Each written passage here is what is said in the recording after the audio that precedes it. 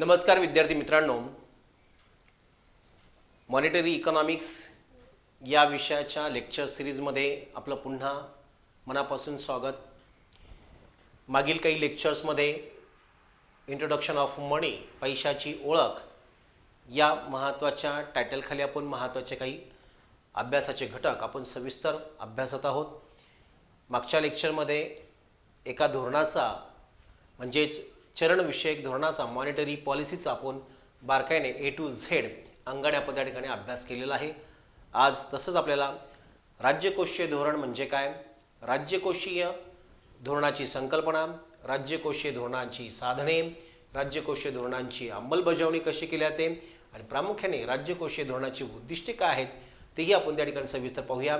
आणि राज्यकोषीय धोरणाअंतर्गत सध्याचे आपले असणारे करंट पॉलिसी रेट हे देखील आपण सविस्तर पाहूया. म्हणजे आपल्याला देशातील पैसा आणि पैशाचा पुरवठा नियंत्रणाखाली ठेवण्यासाठी ज्या महत्त्वाच्या धोरणांचा अवलंब केला तो त्या धोरणांपैकी दुसरं महत्त्वाचं धोरण आज आपण बारकाईने ते समजून घेणार आहोत. तर आपलं धोरण आजचं आहे राज्यकोषीय धोरण, त्यालाच फिस्कल पॉलिसी असं म्हटलं जातं. या फिस्कल पॉलिसीची त्या ठिकाणी जी मुळात निर्मिती आहे किंवा जे फिस्कल पॉलिसी तयार करण्याचं काम कोणाकडनं केलं जातं तर ते म्हणजे गव्हर्नमेंट.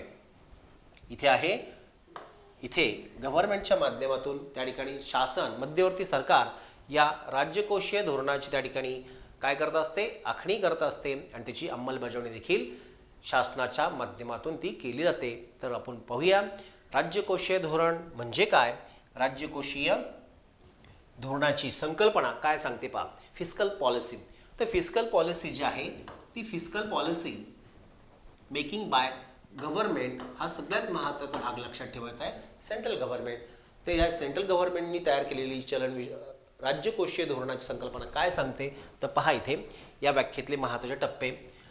अर्थव्यवस्थेतील पैशाचा पुरवठा नियंत्रणाखाली ठेवणे हा एक महत्त्वाचा भाग आहे. म्हणजे हे पहिलं महत्त्वाचं राज्यकोषीय धोरणाचं पहिलं महत्त्वाचं त्या ठिकाणी ऑब्जेक्ट आहे. हे ऑब्जेक्ट आपण म्हणूया, हे ऑब्जेक्टिव्ह आहे. म्हणजे राज्यकोषीय धोरण कशाला म्हणायचं तर त्या राज्यकोषीय धोरणाच्या आपल्याला त्या ठिकाणी शासनाने काही महत्त्वाचे काही ठराविक उद्दिष्ट डोळ्यासमोर ठेवलेले आहेत आणि ते उद्दिष्टे पूर्तता करण्यासाठी त्या ठिकाणी ज्या मार्गांचे किंवा साधनांचा अवलंब करते त्यालाच आपण इथे राज्यकोषीय धोरण असं म्हटलं जाते. ती व्याख्या पहा पूर्ण अशी, अर्थव्यवस्थेतील पैशाचा पुरवठा नियंत्रणाखाली ठेवणे तसेच आर्थिक विकास, इकॉनॉमिक ग्रोथ, रोजगार निर्मिती, जॉब क्रिएशन, दारिद्र्य निर्मूलन, रिड्यूस पॉवर्टी आणि अशी उद्दिष्टे साध्य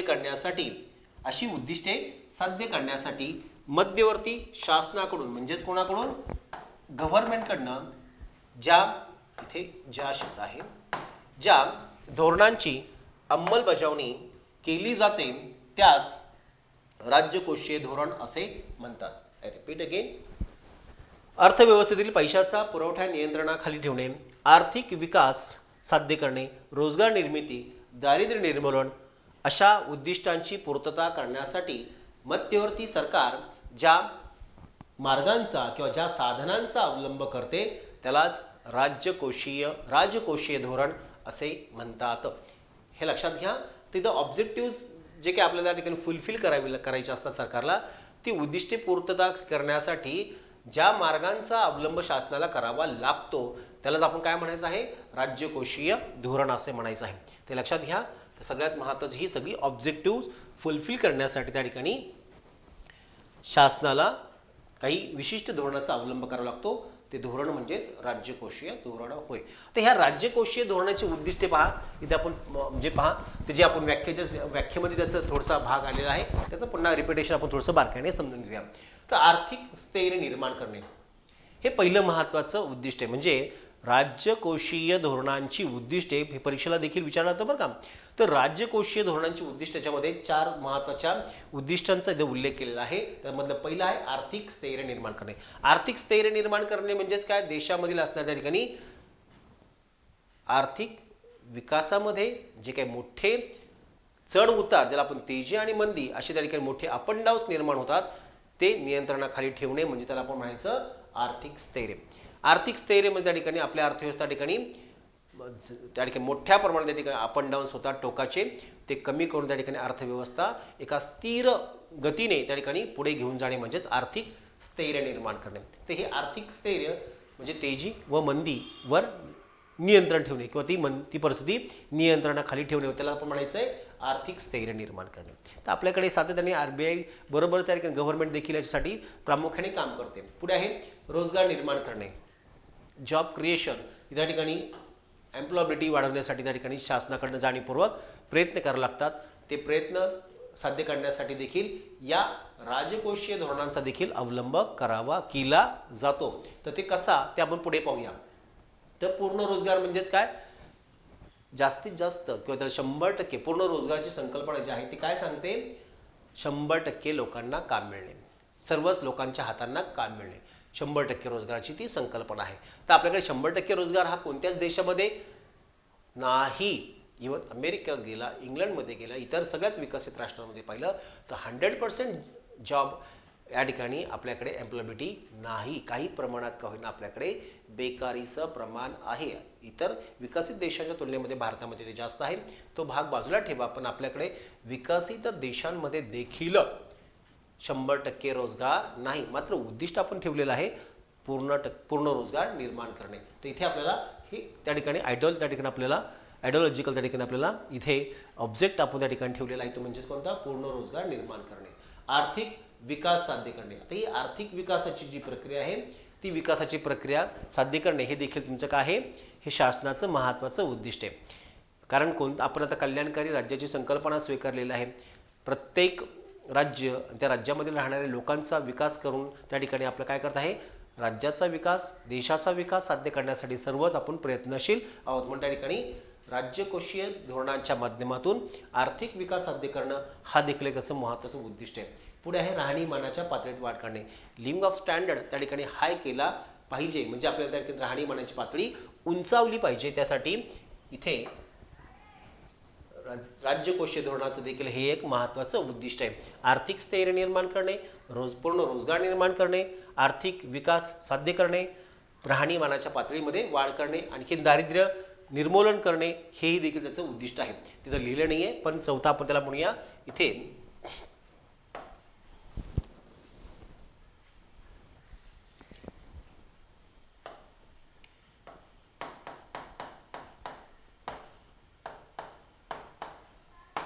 दारिद्र्य निर्मूलन हा देखील तुमचा एक ऑब्जेक्ट आहे. तर पॉवर्टी रिडक्शन हे देखील हे महत्त्वाचं ऑब्जेक्ट आहे. ते गव्हर्नमेंटचं ते राज्यकोषीय धोरणाच्या माध्यमातून त्या ठिकाणी पूर्ण करण्याचा प्रयत्न केला जातो. अशा प्रकारे राज्यकोषीय धोरणांची महत्त्वाची उद्दिष्टे आहेत आणि हे उद्दिष्टांच्या पूर्ततेसाठी शासनाकडून ज्या धोरणाचा अवलंब केला जातो त्यालाच आपण म्हणलेलं आहे राज्यकोषीय धोरण. आता ह्या राज्यकोषीय धोरणांची सर्वात महत्त्वाचं म्हणजे साधनं कोणती आहेत, तर ती साधनं पहा, लक्षात घ्या. तर साधनांमध्ये काय दिलेलं आहे, सर्वात महत्त्वाचं म्हणजे सार्वजनिक उत्पन्न. हे सार्वजनिक उत्पन्न त्याला आपण टॅक्स, म्हणजे टॅक्स म्हणजे हा उत्पन्न मिळवण्याचा मार्ग आहे. सार्वजनिक उत्पन्न हा तुमच्या राज्यकोषीय धोरणाचं पहिलं महत्त्वाचं साधन आहे, इन्स्ट्रुमेंट आपण पाहते म्हणून. तर ह्या साधनामधलं पहिलं महत्त्वाचं आहे सार्वजनिक उत्पन्न. दुसरं महत्त्वाचं ते आहे म्हणजे सार्वजनिक खर्च, पब्लिक एक्सपेंडिचर. तिसरं आहे सार्वजनिक कर्ज, पब्लिक डेब्ट्स. 4 नंबर आहे सार्वजनिक अंदाजपत्रक, पब्लिक बजेट. अशा प्रकारे या 4 महत्त्वाच्या साधनांना एकत्रित आपण काय म्हणायचं आहे, राज्यकोषीय धोरण. तर राज्यकोषीय धोरण म्हणजेच काय, सार्वजनिक उत्पन्न, सार्वजनिक कर्ज आणि सार्वजनिक अंदाजपत्रक या 4ही महत्त्वाच्या साधनांना एकत्रित आपण काय म्हणतो, राज्यकोषीय धोरण. तर हे राज्यकोषीय धोरणाच्या त्या ठिकाणी ही कशा पद्धतीने अंमलबजावणी केल्या ते पण आपण आता सविस्तर समजून घेऊया. सार्वजनिक उत्पन्न म्हणजे काय, लक्षात घ्या म्हणून. तर सार्वजनिक उत्पन्न म्हणजे देशाला मिळणारं उत्पन्न किंवा त्या सरकारला मिळणारं उत्पन्न. हे सरकारला उत्पन्न कोणत्या मार्गाने उत्पन्न मिळतं हा आपल्याला महत्त्वाचा भाग आहे. शासनाला उत्पन्न 2 मार्गाने मिळते. शासनाला उत्पन्न 2 मार्गाने मिळते. एक म्हणजे टॅक्स, त्याला रेव्हेन्यू म्हणूया, आणि दुसरा आहे नॉन टॅक्स रेव्हेन्यू. तर इथं आपल्याला तो अभ्यासाचा भाग बारकाईने पाहिजे कारण नाही, पण टॅक्स रिव्हेन्यू आणि दुसरा आहे नॉन टॅक्स रिव्हेन्यू. इथे कराच्या माध्यमातून शासनाला उत्पन्न मिळतं. हा रिव्हेन्यूचा महत्त्वाचा पहिला भाग आहे. आणि दुसरा शासनाला उत्पन्न मिळवण्याचा मार्ग असतो म्हणजे नॉन टॅक्स रिव्हेन्यू, म्हणजेच करे व्यतिरिक्त उत्पन्नाचे मार्ग, ज्याच्यामध्ये दंड, शुल्क हे त्याच्यामध्ये. इथे टॅक्स इथे आपल्याकडे डायरेक्ट आणि इनडायरेक्ट आपल्याकडे टॅक्स इंडियन टॅक्स स्ट्रक्चर आहे, त्यामध्ये डायरेक्ट आणि इनडायरेक्ट टॅक्स म्हणजे हा टॅक्स रिव्हेन्यू आहे. आणि दुसरा आपल्याकडे दंड, शुल्क, परवाना अशा वेगवेगळ्या मार्गाने देखील आपल्याकडे नॉन टॅक्स रिव्हेन्यूच्या माध्यमातून शासनाला उत्पन्न मिळत असतं. दंड, शुल्क, परवाना, पनिशमेंट, तुमची परवानगी असेल त्या ठिकाणी परवानगीच्या संदर्भात शुल्क काही भरावे लागतात आणि परवाना, अशा पद्धतीने त्या ठिकाणी टॅक्स आणि नॉन टॅक्स रिव्हेन्यूच्या माध्यमातून शासनाला उत्पन्न मिळते. आता हे उत्पन्न म्हणजेच काय, तर शासनाला सगळं उत्पन्न जेवढं जास्त तेवढी ती आपण जी उद्दिष्ट अगोदर पाहिली होती ना, ती उद्दिष्टे ही पूर्ण केली जाऊ शकतात. शासनाला आपली उद्दिष्टांची पूर्तता करण्यासाठी वेळ प्रसंगी देशातील पैसा आणि पैशाचा पुरवठा तो कमी करावा लागतो, वाढवावी लागतो. म्हणजे याच्या पाठीमागे फक्त ती विकासाची उद्दिष्टे जे आहेत किंवा ती 4 उद्दिष्ट आपल्या डोळ्यासमोर आहेच आहे, पण ते उद्दिष्टांबरोबर देशातील प्राप्त परिस्थिती म्हणजे तेजी आणि मंदी हा देखील शासनाला तो भाग महत्त्वाचा डोळ्यासमोर ठेवावा लागतो. आणि परिस्थिती अनुरूप तेजीच्या कालखंडामध्ये किंवा मंदीच्या कालखंडामध्ये पैशाच्या पुरवठ्यामध्ये वाढ किंवा घट करण्यासाठी देखील आपल्याला या साधनांचा अवलंब केला जातो. आपण या अंगाने आपण अभ्यास करतोय मुलांनो. ते उद्दिष्टांच्या संदर्भाने आपण पूर्तता करण्याच्या संदर्भाने आपण अभ्यास करत नाहीये. तर राजकोषीय धोरणाचा त्या ठिकाणी पैशाच्या पुरवठ्यावर कसा प्रभाव पडतो किंवा पैशाचा पुरवठा कमी करण्यासाठी किंवा तो वाढवण्यासाठी इथे या साधनांचा कसा अवलंब केला जातो, तो आपला अभ्यासाचा महत्त्वाचा भाग आहे. इथे काय आहे तर सार्वजनिक उत्पन्नामध्ये कधी वाढ केली जाईल, शासनाचं उत्पन्न इथे वाढणं किंवा कमी होणं म्हणजेच काय, त्या ठिकाणी तेजीच्या कालखंडामध्ये जर शासनाला तेजीच्या परिस्थिती म्हणजे पैशाचा पुरवठा जास्त आहे, आपल्याला तसं मागच्या याच्यामध्ये उदाहरणामध्ये पाहिलेलं आपण. तर या ठिकाणी टॅक्समध्ये इथे सर्वात महत्त्वाचं म्हणजे हे टॅक्स हा 2 मार्गांचा असू शकतो. एक म्हणजे त्याला हार्ड, आपण त्याला टॅक्स पॉलिसी म्हणूया,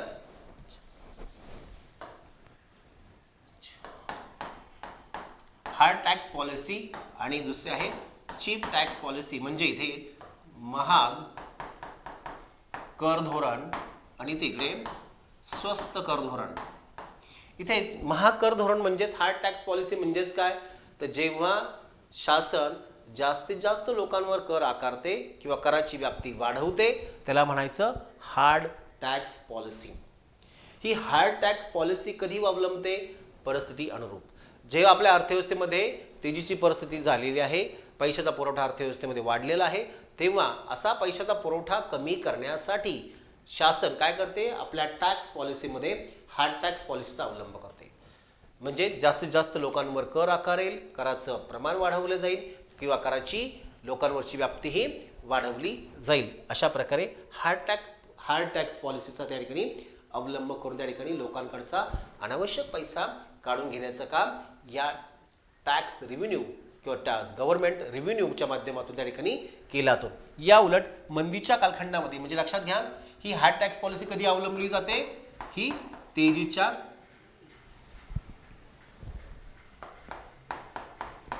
परिस्थितीमध्ये हार्ड टॅक्स पॉलिसी अवलंबली जाते. या उलट मंदीच्या कालखंडामध्ये काय केली जाते, चीफ टॅक्स पॉलिसी म्हणजेच काय, तर स्वस्त कर धोरणाचा अवलंब केला जातो. स्वस्त कर धोरण म्हणजेच काय, जेव्हा शासन कराचं प्रमाण कमी करते, कराची व्याप्ती कमी करते, त्याला म्हणायचं स्वस्त कर धोरण. जास्तीत जास्त लोकांना करामधनं सूट देणे त्याला आपण म्हणायचं स्वस्त कर धोरण, चीफ टॅक्स पॉलिसी. तर ही कधी अवलंबली जाते, मंदीच्या कालावधीमध्ये. कारण लोकांकडे मुळात पैसा कमी आहे, अर्थव्यवस्थेत पैसा कमी आहे, म्हणून शासनाने टॅक्सच्या माध्यमातून पैसा लोकांकडनं काढून घेऊ नये या हेतूने चीफ टॅक्स पॉलिसीचा अवलंब केला जातो. क्लिअर झालं इथे. तर इथे सार्वजनिक उत्पन्नाचा परिस्थिती अनुरूप म्हणजे तेजी आणि मंदी, पैशाचा पुरवठा जास्त असेल तर काय केलं जातं, पैशाचा पुरवठा कमी असेल तर काय केलं जातं, तेजीच्या परिस्थितीमध्ये पैशाचा पुरवठा जास्त असतो म्हणून काय केलं पाहिजे, हार्ड टॅक्स पॉलिसीचा अवलंब केला पाहिजे. तर या उलट मंदीच्या कालखंडामध्ये पैशाचा पुरवठा कमी असतो म्हणून तिथं काय केलं पाहिजे, चीफ टॅक्स पॉलिसीचा अवलंब केला पाहिजे. तर इथे क्लिअर झालं आपलं शासनाचं उत्पन्न हे तुमच्या देशातील पैसा आणि पैशाच्या पुरवठ्यावर कशा प्रकारे त्या ठिकाणी नियंत्रण ठेवण्यासाठी टॅक्स पॉलिसीमध्ये चेंजेस करत असते.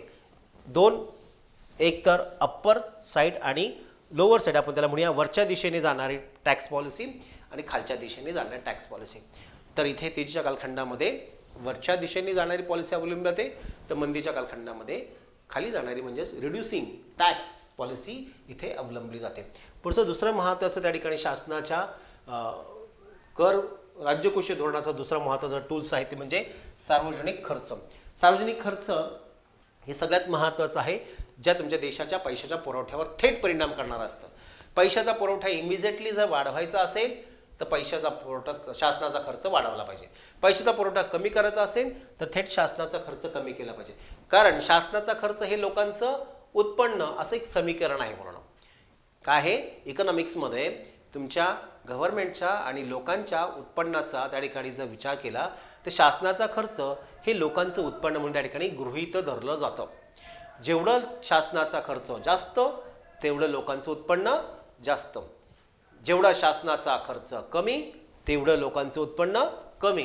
म्हणून या ठिकाणी त्या समीकरणाचा जर विचार केला तर इथे तेजीच्या परिस्थितीमध्ये काय केलं पाहिजे, इथे तेजीच्या परिस्थितीमध्ये शासनाने खर्च कमी केला पाहिजे हे लक्षात घ्या. शासनाने तेजीच्या कालखंडामध्ये काय केलं पाहिजे, शासनाने खर्च कमी केला पाहिजे. या उलट मंदीच्या कालखंडामध्ये शासनाने खर्च जास्त केला पाहिजे.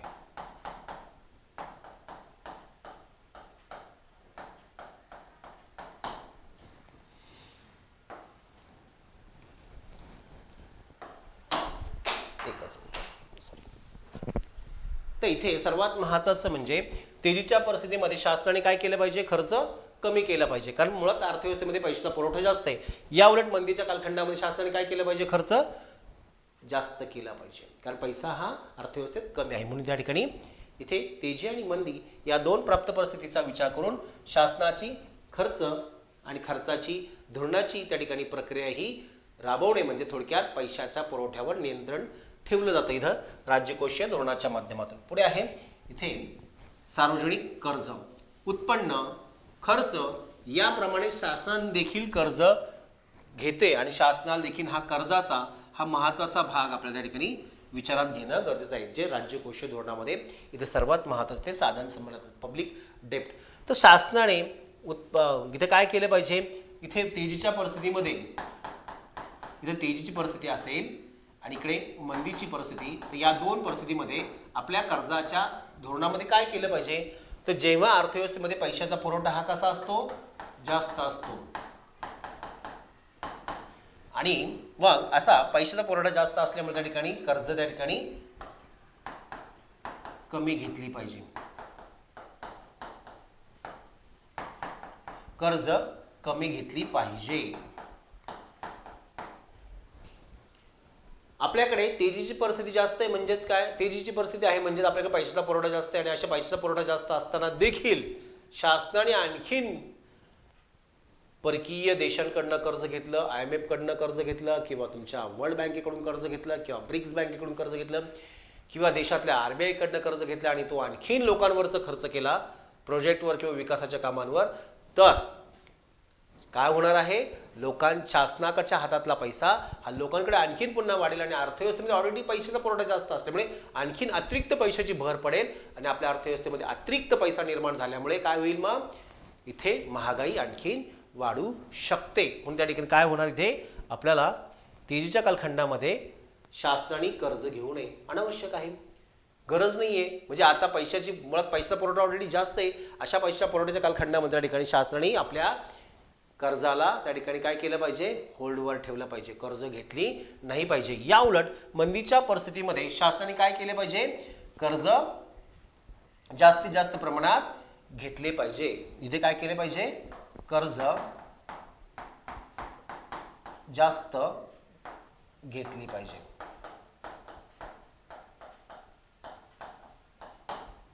कर्ज जास्त घेतले पाहिजे.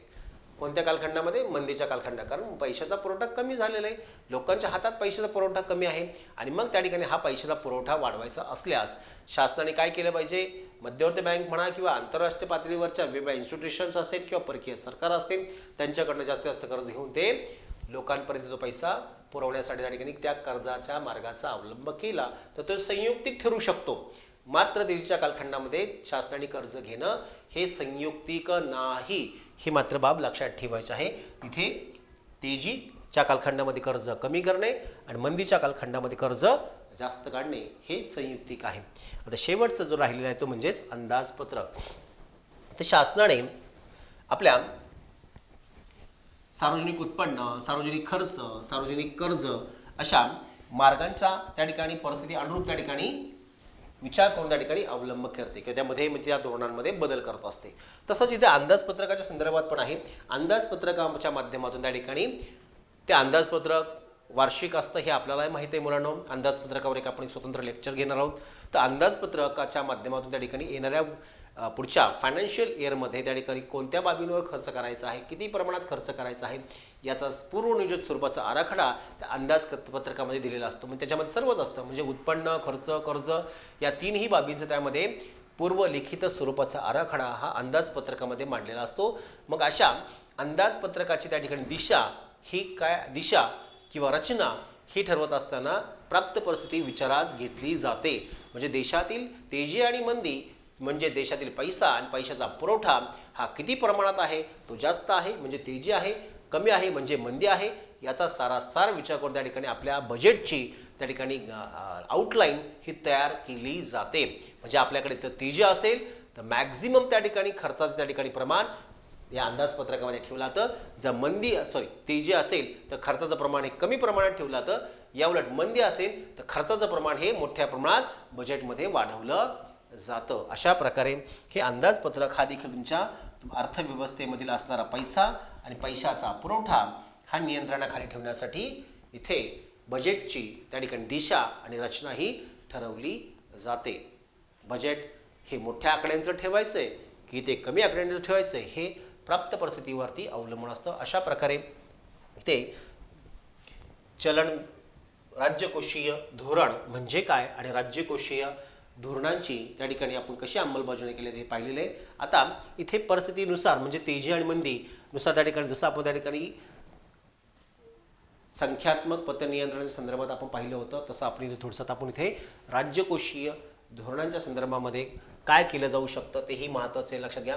इथे आपल्याकडे तेजी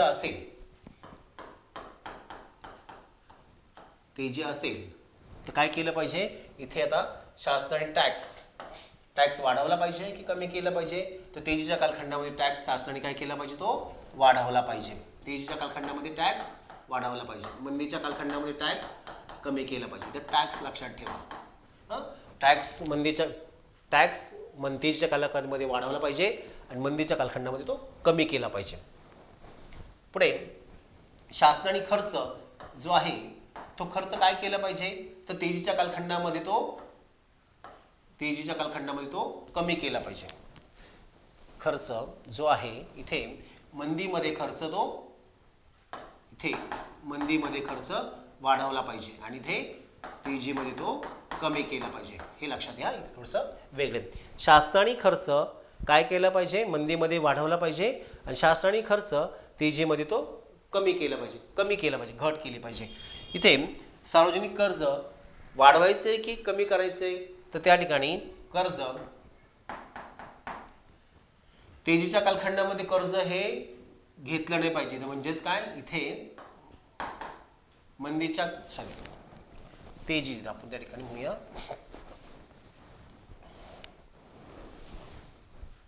खर्च हे पुन्हा लिहितो मी इथे म्हणजे तुम्हाला ते नोट्स काढण्यासाठी ते सोपं होईल. ते इथे कर्ज जे आहे ते कर्ज काय केलं पाहिजे? ते मग कर्ज त्या ठिकाणी तेजीच्या कालखंडामध्ये कर्ज काढू नये.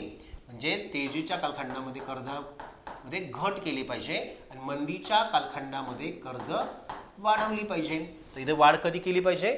मंदीच्या कालखंडामध्ये कर्जामध्ये वाढ केली पाहिजे आणि तेजीच्या कालखंडामध्ये कर्जामध्ये घट केली पाहिजे. आणि इथे सार्वजनिक कर्जाची दिशा जी आहे बजेट ह्या बजेटमध्ये त्या ठिकाणी ज्यावेळेस तेजी असेल तर त्यावेळेस तेजीमध्ये काय केलं पाहिजे, तर घट केली पाहिजे आणि मंदीमध्ये वाढ केली पाहिजे. खर्च अंदाजपत्रकीय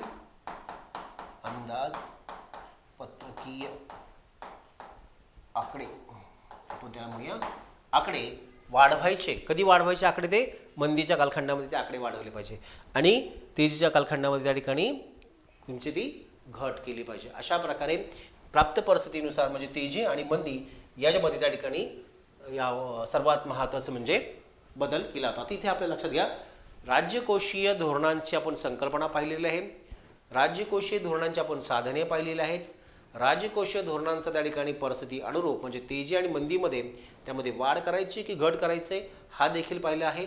थोडासा आणखी ॲडिशनल भाग जो आहे तो म्हणजे शासनाच्या उत्पन्नाच्या संदर्भातला एक थोडंसं ॲडिशनल पार्टमध्ये दिलेला आहे. आपल्याला जाता आपल्याला राज्यकोषीय धोरणांच्या उत्पन्नाचा आपल्याला अंदाज यावा. आपल्याकडे इंडियन टॅक्स सिस्टीममध्ये त्या ठिकाणी दोन महत्त्वाचे कर आहेत, प्रत्यक्ष कर आणि दुसरा आहे अप्रत्यक्ष कर. प्रत्यक्ष करामध्ये आपण त्या ठिकाणी कोणकोणते कर आहेत ते आपण पाहतोय आणि त्याची पॉलिसी रेट किंवा त्याचे करंट आपल्याला जे टॅक्स स्लॅब आपण ज्याला म्हणूया ते काय आहेत ते आपण पाहूया थोडक्यात. आता इथे प्रत्यक्ष कर ज्याच्यामध्ये इन्कम टॅक्स अतिशय पॉप्युलर आणि आपल्याला वेल नोन ॲज त्या ठिकाणी हा टॅक्सचा जो प्रकार आहे इन्कम टॅक्स आपल्याला तो सर्वांना माहिती आहे. आणि मग हा इन्कम टॅक्स ज्याचं एका विशिष्ट मर्यादेच्या पातळीच्या वर त्या ठिकाणी उत्पन्न असत त्याला तो टॅक्स भरतो. त्याला आपण काय म्हणतो, टॅक्सेबल इन्कम क्रायटेरिया आपण त्याला म्हणूया. मग तो टॅक्सेबल इन्कम कोणाला कोणता आहे, तर दरवर्षीच्या बजेटमध्ये त्या ठिकाणी आपल्याला त्या ठिकाणी करपात्र उत्पन्न मर्यादा आपण ती ठरवत असतो आणि त्यानुसार त्याच्या मर्यादेच्या वर जाणारं उत्पन्न हे टॅक्सेबल इन्कम समजलं जातं आणि मग त्याच्यावरती टॅक्स आकारला जातो. त्याच्या खाली असेल तर ते मात्र करातून त्याला सूट देण्यात येते, त्याला आपण म्हणतो टॅक्स फ्री इन्कम, तेही आपल्याला माहिती असलं पाहिजे. पुढे आहे कॉर्पोरेशन टॅक्स, महामंडळ कर, वेल टॅक्स, संपत्ती कर, कॅपिटल गेन टॅक्स म्हणजे भांडवली नफा टॅक्स आहे. त्याच्यामध्ये पण अल्प आणि दीर्घ असं त्या ठिकाणी त्याच्यामध्ये प्रकार आहेत. भांडवली साधनांपासून मिळणारा नफा त्याच्यावरती देखील टॅक्स लावला जातो. आणि पुढे आहे गिफ्ट टॅक्स.